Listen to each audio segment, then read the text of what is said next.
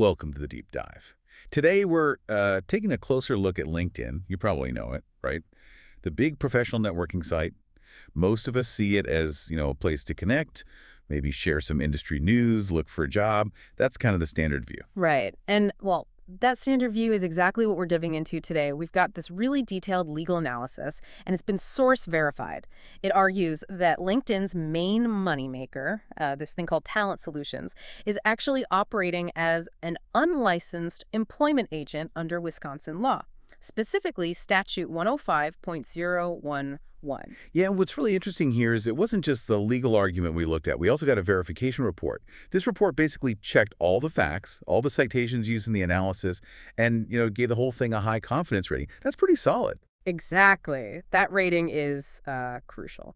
So our mission today is basically twofold. First, explain why this kind of verification is so vital now, especially with AI. And second, to break down this specific Wisconsin law and show how LinkedIn's, multi-billion-dollar business seems to fit right into that legal definition, even though the law itself is quite old. Okay, let's start there then, with the verification. Because when we talk about legal analysis these days, you almost have to talk about AI, large language models, LLMs, and this problem of hallucination. Yeah, hallucination. It sounds kind of trippy, but in a legal or professional context, it's really serious. An AI hallucination is basically when the AI spits out something that's just wrong. Factually incorrect, maybe completely made up, but it sounds totally plausible, confident even. Right, because the AI isn't checking facts like a person would. It's just predicting the next word, like what sounds statistically likely based on all the text it learned from. Precisely.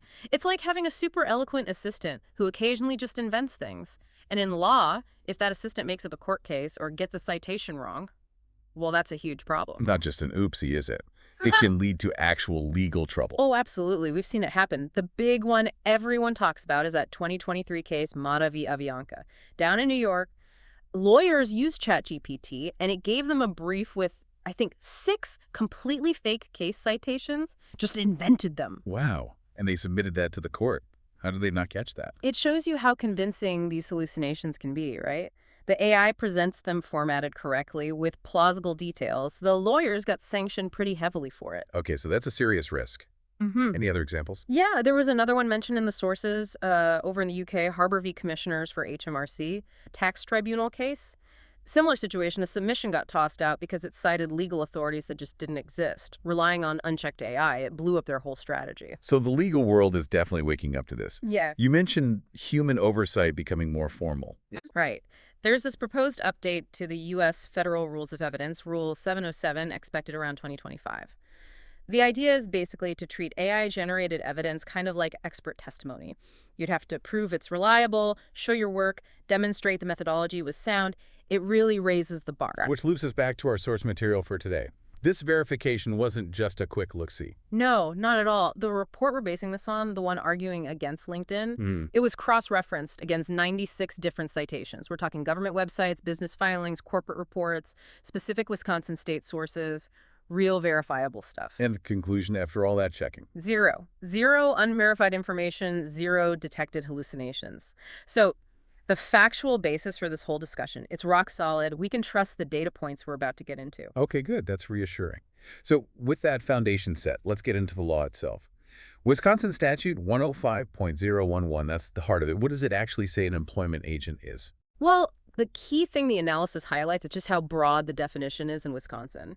It basically says an employment agent is anyone doing certain activities for profit. Okay, for profit is the first hurdle. And then there are specific activities. You said there were 3 criteria. Yes, 3 distinct ways an entity can qualify. And importantly, you only need to meet one of them. So prong 1 is furnishing information to job seekers. Basically, giving people info that helps them or even just tends to help them get a job. Think job postings, recommendations, that sort of thing. Okay, helping job seekers find jobs. Makes sense. What's prong 2? Prong 2 is the flip side. Furnishing information to employers. Giving employers information that helps them or tends to help them find workers. Candidate profiles, search tools, etc. Right. Helping employers find people. And prong 3. Prong 3 is maybe the simplest, maintaining a register. Just keeping a list or database of people who are looking for jobs or employers looking for help. And you mentioned the scope is broad. Our sources emphasize that. Hugely important. The statute makes it clear it doesn't matter if you operate out of a building or, online, that's covered.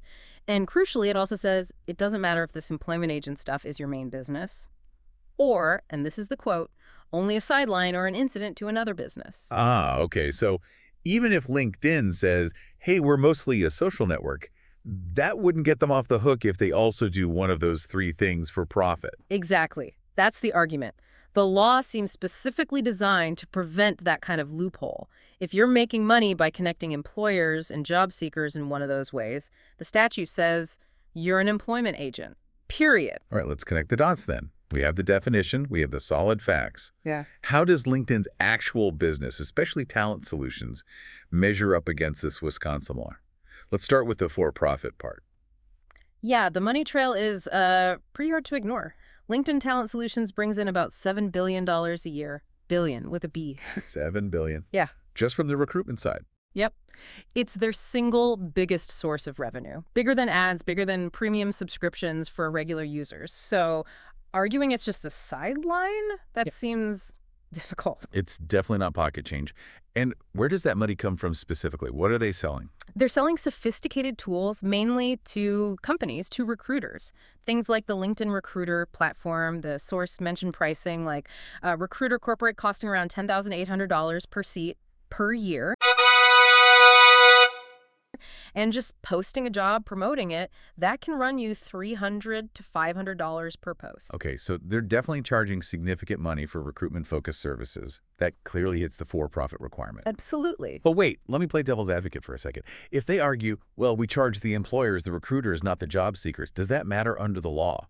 Isn't the typical social media model that the user is the product being sold? That's a great point, and it's probably an argument they'd make. But remember the definition of an employment agent. It triggers if you furnish information to either job seekers or employers for profit. The law doesn't actually care who pays the bill. The $7 billion proves it's profitable, so we just need to see if they meet any of the three activity prongs. Got it. Okay, let's look at prong one. Furnishing info to job seekers. How does LinkedIn do that? Well, this is what most regular users experience, right? LinkedIn uses pretty powerful AI algorithms. It's not just showing you any job, it's ranking them, recommending them to you. They even boast that 83% of jobs get a qualified applicant within 24 hours. That speed suggests their system is very actively pushing relevant, employment-enabling info directly to job seekers. And things like the open to work feature. Yeah. Where you can secretly tell recruiters you're looking. Or just the constant stream of job alert emails and notifications in your feed. Exactly. That feels like active facilitation, doesn't it? Providing information tending to enable employment. Seems like a clear fit for prong one. Okay. What about prong two? Furnishing info to employers. This is the stuff they pay the big bucks for. Right. This is the recruiter platform. Access to, over 1 billion member profiles globally. That's the core product. And it comes loaded with tools. Dozens of advanced search filters, ways to message candidates directly even if you're not connected, analytics tools like talent insights, even AI hiring assistants now. They're literally selling access to information specifically designed to help employers find and secure help. It seems like a textbook match for prong two. Hard to argue with that. Okay, prong three. Maintaining a register. I mean, what is LinkedIn if not the world's largest professional register? It holds detailed data on work history, skills, education, all searchable, and they explicitly market this database to employers for recruitment purposes. So yeah, it looks like they arguably hit all three prongs, not just one. And then there's the sheer volume of activity. The sources mentioned a statistic about actual hires. Yeah, this was pretty striking. Citing LinkedIn's own data, the analysis noted that one hire was being made every 15 seconds through Talent Solutions. Every 15 seconds. Every 15 seconds. When you're facilitating hires at that rate, using algorithms, charging hefty fees, arguing you're just a passive networking service starts to sound pretty thin, doesn't it? Okay, so the analysis concludes LinkedIn fits the definition. What's the big deal then? What are they not doing that an actual licensed employment agent in Wisconsin has to do? Right, this is the non-compliance part. Operating as an employment agent without the license means they're avoiding specific regulatory requirements. The analysis points out 4 key things they're missing. First, obviously, they haven't obtained the actual license required by Wisconsin Statute 105.05 Second, they don't register annually, which is required under 105.06.06, even if the employers are the ones paying the fees. And then these fees? are huge. Is that why they'd avoid it? Ironically, no. The annual fees are pretty minimal. Based on gross receipts, it's like $50 up to a maximum of $300 a year. It's tiny for a company like LinkedIn. So it's not about the money. It's about avoiding the scrutiny. Exactly. It seems to be about avoiding the oversight and the obligations that come with being licensed. Which brings us to the third thing they're missing, the surety bond. Ah, yes, the mandatory $5,000 surety bond. Why is that significant? It's really about protecting the users, the job seekers, and employers. That bond is basically a guarantee, a pot of money set aside. If the licensed agent breaks the law, commits fraud, or messes up somehow, that bond provides funds to cover damages. It's a safety net for the public. By not having one, LinkedIn avoids that layer of potential liability for, say, discriminatory practices facilitated by their tools or other violations. Okay, so skipping the license, the registration, the bond, and what was the fourth failure? Oh, right, paying the annual fees, which we already said are minimal, Right. Those four things together paint a picture of bypassing the entire regulatory framework. which makes that phrase from the source material, calling LinkedIn's professional networking service label a specious lie of omission, really land. They're omitting the part where they're a massive, profitable employment matchmaking machine.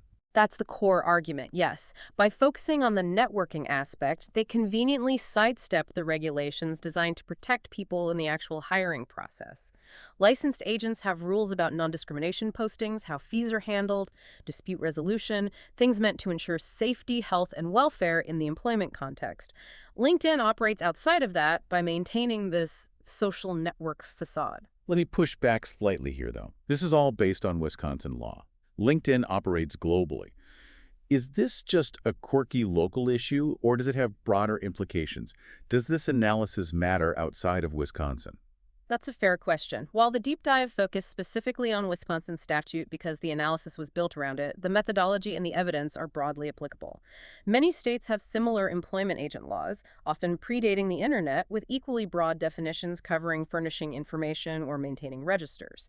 The evidence used here, the $7 billion revenue from talent solutions, the specific platform features, the AI matching, the higher rate statistics that's not Wisconsin-specific data, that's LinkedIn's global operation. Ah, I see. So this Wisconsin analysis acts like a template, a blueprint. Exactly. It provides a rigorously verified, fact-based template that potentially any state or jurisdiction with a similar law could use to challenge LinkedIn's self-characterization and argue for regulation. It moves the discussion from they feel like an employment agency to here's the specific evidence under existing law. Okay, that makes a lot more sense in terms of the bigger picture. Yeah. So wrapping this up, what's the key takeaway for you, the listener, next time you're scrolling through LinkedIn? Well, I think the final provocative thought from the analysis puts it best. If a platform is making billions by using sophisticated AI to analyze your professional life and connect you with jobs, you really have to ask yourself, is this just a social network where you click agree to terms of service and have limited rights? Or should its function as a massive employment agent mean it owes you, the user, a higher standard of care, a regulated standard ensuring safety, fairness, and welfare? And that higher standard, as we've discussed, would include things like mandated non-discrimination compliance, accountability through bonds, real protections built into the system, not just optional features. It fundamentally changes the relationship between you and the platform. Definitely something to think about. I don't give a rat's patootie if you like, subscribe, and comment or not. Well, well, well, that's a damn lie. Ha, ha, ha.